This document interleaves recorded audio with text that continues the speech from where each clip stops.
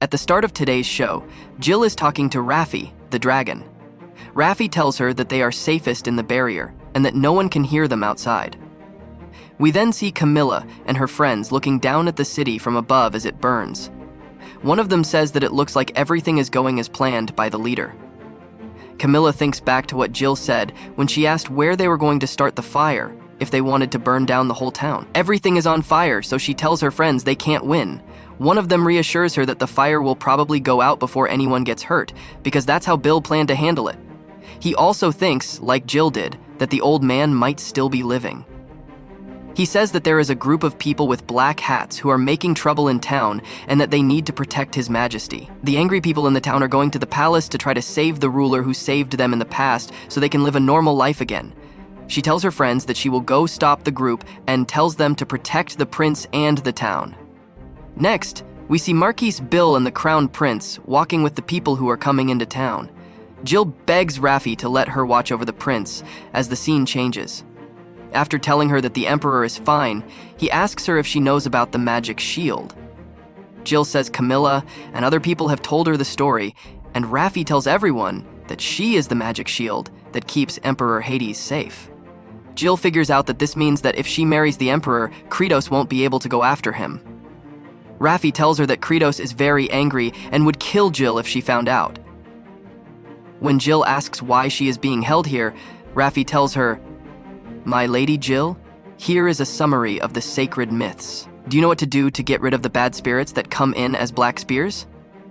Jill says, "According to the legend I've gathered, the dragon's wife was stabbed with the celestial sword." Raffi then tells her that Kleitos will always be after her because she is wearing the dragon's wife's ring, which makes it impossible for her to hide. Raffi then turns into a sword and says, "I am the celestial sword." Jill asks him if he's going to stab her. She wonders if that was always his plan and why he kept her safe in this castle if that was the case. She suddenly thinks of Emperor Hades and how he used to tell her that he didn't understand love or romance and was just using her. But now he's trying to save her. Raffi then tells her that it is his duty to guard the Emperor no matter what, because the Emperor doesn't see the clear and simple way to get rid of evil. Jill begs him to let her go so she can guard the Emperor and fight evil, but Raffi says she can't because the only thing that can fight evil is the Emperor's celestial sword. "Then I'll use you and fight," Jill tells Raffi as she grabs the sword. "We need to move quickly." When he says no, she tells him that she knows what will happen and that Bellbrook will not be the end of things. She thinks that the Crown Prince's group will join forces with Prince Gerald to attack the Emperor, which will start a war with Kleitos. Even the Emperor will fight to keep the kingdom safe, but no one else will be able to reach him. Raffi is asked if he thinks that kind of future is okay. She begs him to help her stop it and says that if they fail, he might just stab her. Jill and Raffi finally decide to save the Emperor together. With the sword, Jill breaks through the wall. Moving to the past, Emperor Hades asks himself why he doesn't feel like his mother, father, and brothers exist, even though he does. His friend Raffi tells him he's sorry and that it was his fault. Hades has to carry Raffi's woes because he is Raffi's rebirth. No one will be able to get close to him until he finds the dragon's wife.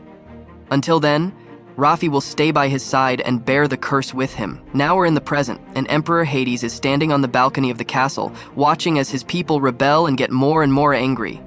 No one wants or loves the Emperor, not even his bigger brother. He is upset and doesn't know what to do. He decides that as ruler, he must protect the land because he is sure that Raffi will do everything he can to save it, even if it means giving up his own life. When a guard comes up, the Emperor tells him to take the men back to the port and leave him alone in the castle. The ruler is startled when the castle bells ring all at once. "Show yourself, Kleitos!" Jill yells as she stands there with the sword. "I am Jill Servile, and I am married to the dragon ruler. Listen up, and don't set the land on fire or curse the girls and women. You only do business with me. I own Emperor Hades, and he will be my husband. No one else can have him." She promised her king that she would make him happy, so she is going to guard him.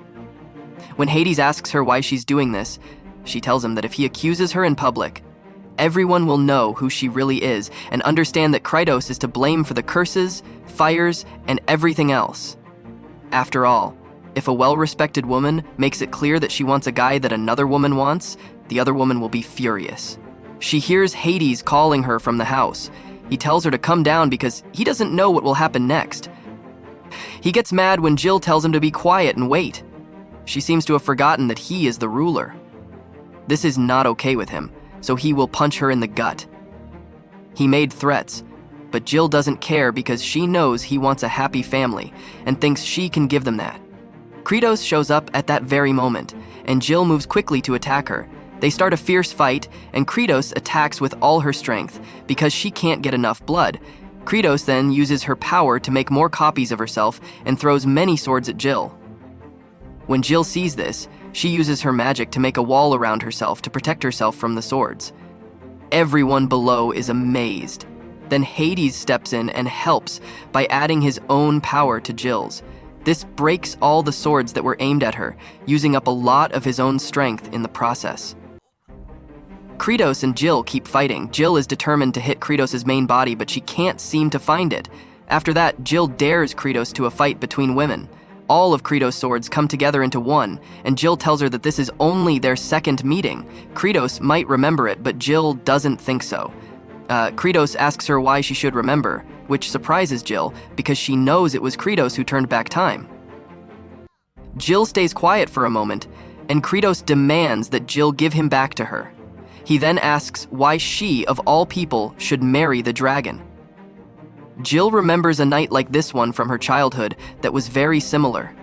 This time, though, she is in charge and won't let Kleitos take him. Jill gets all of her power together and breaks Kleitos' sword. She then tells her not to go after another woman's husband ever again.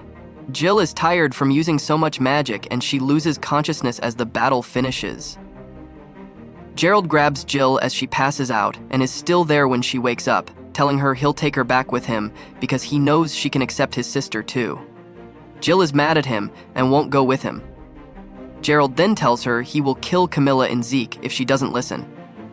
Right then, Hades hits Gerald and knocks him down, but Gerald quickly moves to catch Jill before she falls.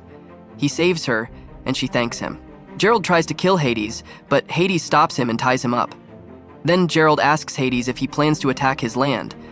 Hades tells her that he won't do that and that he won't use her as bait again. He's going to fight Kleitos and tell her to come if she can, even if she is broken. Then Hades puts Gerald in a crystal and sends him far away from the kingdom, telling him not to come back because they are on different levels now.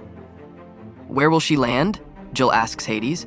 He says, I believe it will be somewhere near the peaks of the Rakia Mountains.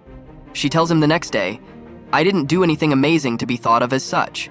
Seeing you protect the town is what calmed things down, Hades replies. I want to marry you, he says next. There are probably more things I should say, but those are the only ones that will do for now. My heart is full. This man will use me as bait, but I have no choice now, Jill thinks to herself. She tells him it will be bothersome and agrees to do what he wants. In the house, Hades says, I thought I would die. It is against the law to kill the Dragon Emperor. Jill says, I think it's your fault for not hearing me out before your heart stopped. Do you love me too? Hades asks, shocked. I thought I heard you say that once, but since you were being cold to me, it seemed like a dream. I'll come up with a classy way to say it later. Jill tells him that's not good because she knows what he's doing. Makes me feel better, she says. It looks like you won't be a problem for a while. Don't forget to enjoy all of these lovely gifts from the people in the town as signs of respect. He was turned down and his heart was stepped on in front of everyone, Raffi says. It looks like people feel sorry for him because they know his health is bad. There are rumors that the prince could die if people don't treat him well.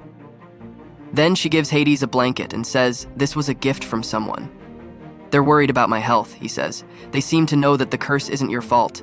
Maybe by making small changes like this? Hades says, you are strong, and now I feel as if all of this must have been a dream. Then Hades asks Raffi if Jill loves him, but he leaves before he hears the answer, saying, if you leave me, I will break you into pieces like the sacred spear. Raffi says, you can't break me.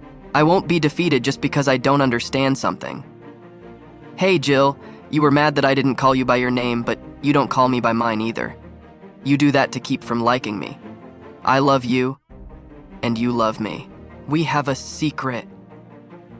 He then says, I think I might not believe in the future anymore. I thought my dreams of having a happy family were only dreams, So I tried to behave like a king, though nice things were said. I didn't get anything done. That's what I thought. I can't depend on or trust myself, but I can't tell Raffi that. I'm really bad that I brought you into this. I really love you and don't want you to leave me. This is the end of today's show. Watch out for more shows. To get all the latest news, don't forget to subscribe and turn on the bell reminder.